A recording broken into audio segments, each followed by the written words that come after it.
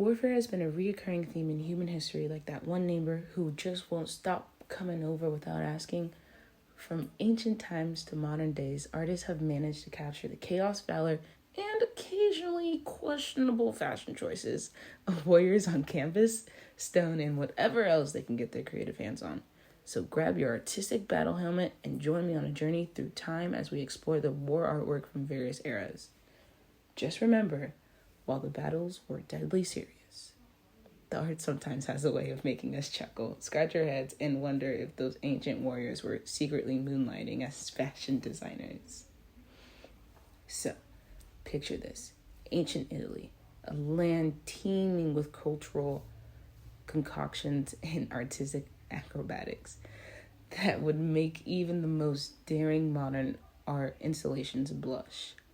Among the treasure trove of historical curiosities, we stumble upon the piece of de resistance, the sleep and death scissor handle, a masterpiece of Etruscan craftsmanship that's as great as your grandma's secret lasagna recipe. Hold on to your laurel wreaths as we take a comical detour through time to unravel the mysteries of this quirky artifact. Back in the day, roughly during the early 4th century BCE, the Etruscans were quite the trendsetters in the Italian neighborhood. Picture them as the cool kids with elaborate hairstyles, gilded chariots, and a love for mixing and matching artistic ideas from their own backyard and the next door civilizations. Imagine them sitting around, sipping grape juice and brainstorming how to turn everyday objects into exquisite works of art. Just your typical ancient art studio vibes. Speaking of vibes, let's talk about this sleep and death assist handle. Now, don't let the name fool you. It's not some mystical handle for your existential crises. No, it's a bronze vessel handle, and the Acrations had a thing for bronze like it was the ancient equivalent of avocado toast. And who are the stars of this artistic show? None other than sleep, hypnosis, and death.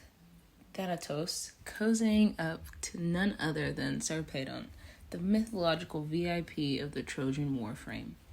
Now, why these three characters? It's like a Bronze Age game of Clue. Maybe Sleep and Death decided to crash Sarpedon's external slumber party. Who knows? But what we do know is that this trio adds a dash of mythological mischief to the artwork's narrative. Crafting this bronze beauty was like hosting an ancient DIY crafting night. Etruscans artisans kicked things off by sculpting a clay or wax model of the scene. It's like making a sculpture out of Play-Doh, but on an epic Bronze Age scale. Then enter the mold making stage. Clay, plaster, and a dash of artistic wizardry. The mold was like the ultimate artistic straitjacket, ensuring every detail of Sleep, Death, and Sarpedon was captured with precision. Next up, the grand finale, bronze casting. Molten bronze flowed like liquid gold into the mold, creating the rough cast of the sista's handle. It's like a cosmetic recipe for ancient bling. But wait, there's more. Surface refinement was the name of the game. Artisans polished and perfected the surface, smoothing out imperfections like a Bronze Age spa day. Engraving tools then danced their way across the bronze canvas, adding intricate detail that would make the modern tattoo artist green with envy. Historically, this artifact adds a touch of Mediterranean mystery to the mix. It's like the Etruscans decided to embrace their inner art thieves, snatching up Greek mythology characters and giving them a Etruscan twist. In the grand finale, the Sleep and Death Sister handle isn't just an artwork. It's a bronze portal into a world of myth, craftsmanship, and ancient tomfoolery. It's a Bronze Age sitcom that tickles our imagination and invites us to chuckle at the mythological shenanigans of the Etruscans. So next time you gaze upon this ancient masterpiece, remember, it's not just a sister handle. It's a Bronze Age adventure that's been delighting audiences for centuries. Now, ladies and gentlemen, gather around as we embark on a whimsical journey through time, riding shotgun with none other than the one and only Napoleon Bonaparte, the pint-sized powerhouse with a penchant for conquering and a flair for the dramatic. Our destination, the snowy peaks of the Alps, where history and art collided to create the masterpiece we fondly known as Napoleon Crossing the Alps. Now picture this, it's the year 1800 and France is like the chaotic party you threw last weekend, filled with political turmoil, social unrest, and enough drama to rival a reality TV show. Enter Napoleon strutting onto the scene like a rock star, except instead of a guitar, he's got an army at his command.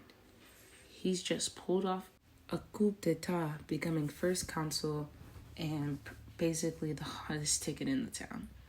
But what's a conqueror to do when he wants to solidify his street cred? Well, commission a larger-than-life painting, of course. And who better to wield the artistic brush than Jacques, who is David, neoclassic mastermind with a knacking for turning canvas into historical gold. David, being the savvy artist he was, saw this as an opportunity to blend artistry with propaganda, crafting an image that would make even the toughest warriors do a double take. He meticulously crafted Napoleon's swaggering pose atop a rearing horse against the backdrop of mountains that probably got a few extra layers of snow just to up the dramatic effect. The result, a masterpiece that could rival any action movie poster, complete with a confident point to the horizon, as if to say, I'm heading that way and you best believe I'll be victorious. But wait, there's more. David didn't just stop at a fierce pose and a majestic steed. Oh no, he sprinkled some symbolism like an artistic wizard. Laurel wreaths everywhere, and Napoleon's noggin on his horse reins. Basically, if you could wear a wreath, it did. And then there's the eagle, swooping in like the ultimate accessory representing power, empire, and maybe a touch of Napoleon's inner superhero. Creating this masterpiece wasn't all smooth sailing, though. David faced challenges like a painter's version of battling the elements during an actual mountain crossing. He had to downsize the painting due to time constraints, and let us not even get started on the struggle of accuracy depicting snow and mountains. Apparently, even artistic geniuses have their off days.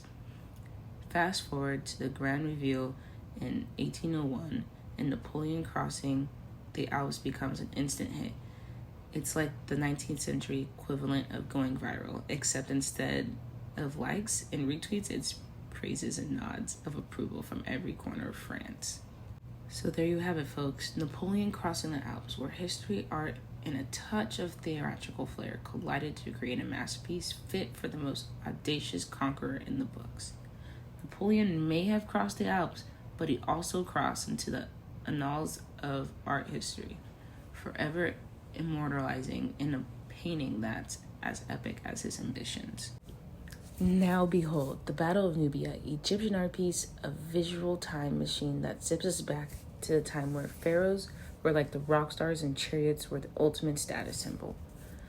Ancient Egypt, where the Nile flowed like the VIP section of a never-ending party, into the Battle of Nubia, a showdown between ancient Egyptian and the neighboring Nubian territories. It's like a colossal game of capture the flag, but with spears, shields, and enough drama to rival a Shakespeare play.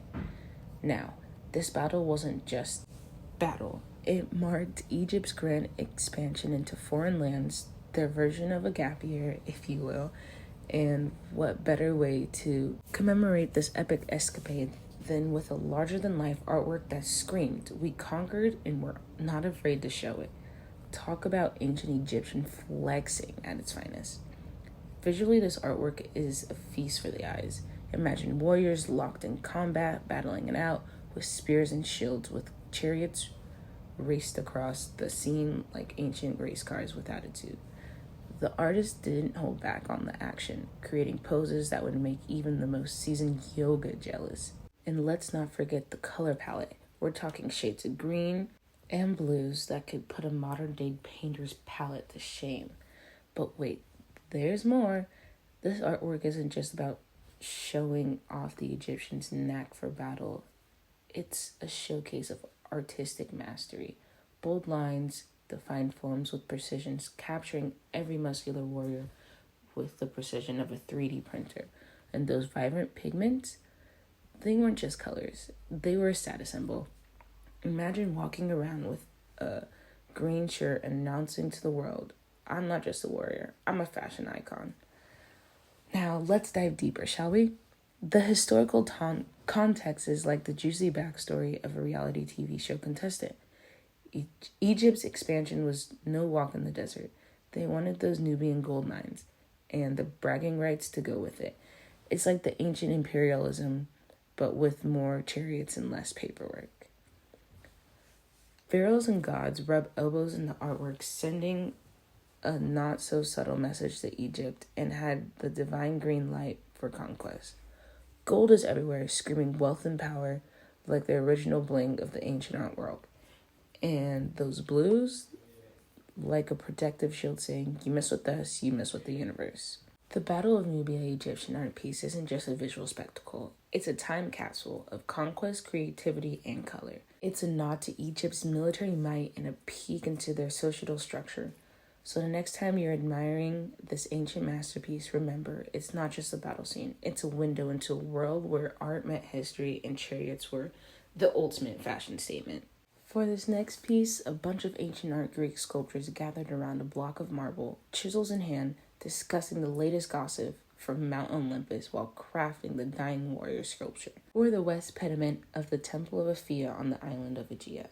This masterpiece from the early classical period is not just a serious work of art, but also a hilarious peek into the world of ancient humor, artistic quirks, and mythological fun. The dying warrior sculpture chilling on the temple's west pediment played its part in attracting art enthusiasts all over ancient Greece. Aegina was the ultimate Greek gossip hub. Its interactions with other city-states and its occasional squabbles with Athenians fueled juicy rumors and creative myths, all of which found their way into the temple's sculptures. Think of it as the original version of tabloid headlines. Imagine the sculptors trading marble carving techniques while trying to make the dying warriors look fierce yet fabulous. The marble medium allowed for both artistic finesse and durability. The ancient version of sculpture that's stunning and built to last. The dying warrior was placed in the ancient version of yoga warrior pose meets oops, I've been hit stance. The sculptors had a blast experimenting with this pose, creating a look that said, I'm dying, but I'm going to do it in style. The sculpture's detailed facial expressions and rippling muscles were the ancient equivalent of emojis and flexing selfies. Nothing says dying warrior like well-chiseled six-pack and a facial expression that screams, did I leave the oven on? The dying warrior probably thought he'd get a front row seat to the Trojan War action, but instead he ended up being the star of the show. Classic case of mistaken identity in the realm of mythology, or maybe he just took a wrong turn on the way to the Colosseum. The dying warrior reminds us that laughter is a universal language.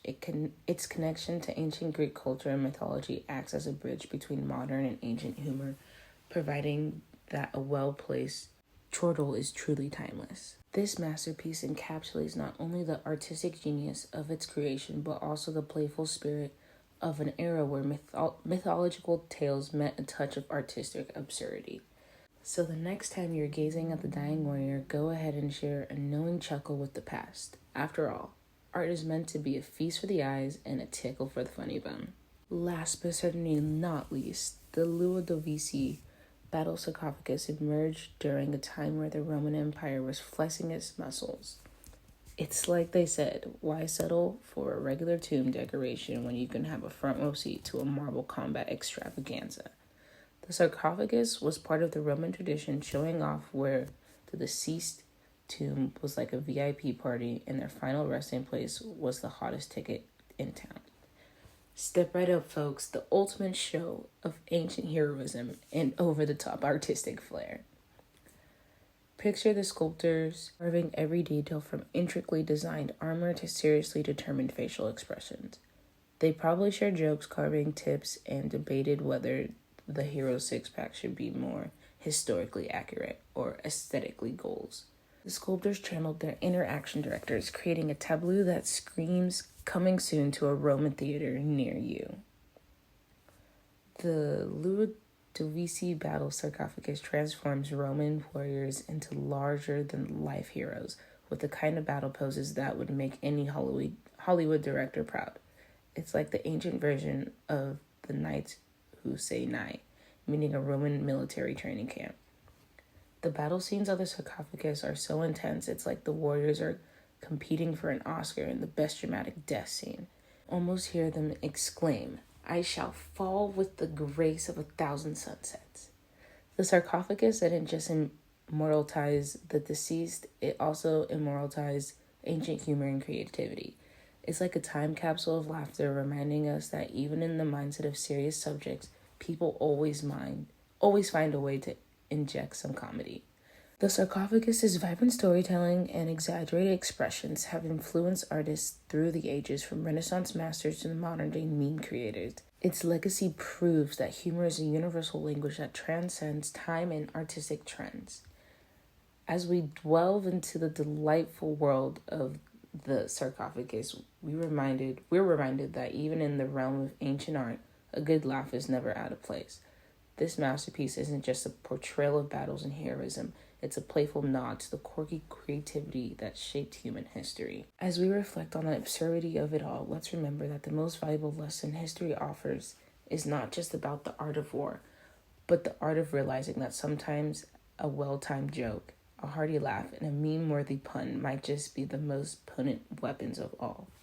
So as we bid farewell to these battles of yore, let's raise a metaphorical flag of truce and declare that our ultimate quest is not for the world domination, but for a world that can share a chuckle over the sheer silliness of our past.